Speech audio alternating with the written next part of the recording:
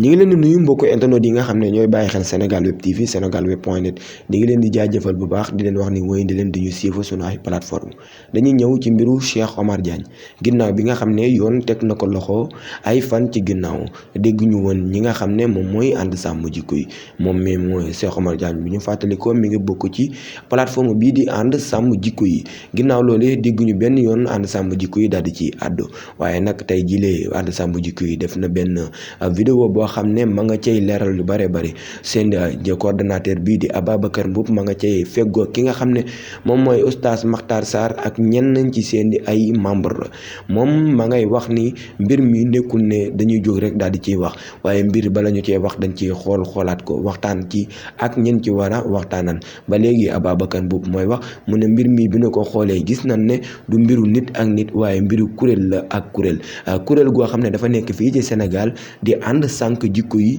bëgg a nasaxal li nga xam ne moom mooy ànd sàmm jikko yi moom Ababacar Mboup ba léegi ma ngay wax ni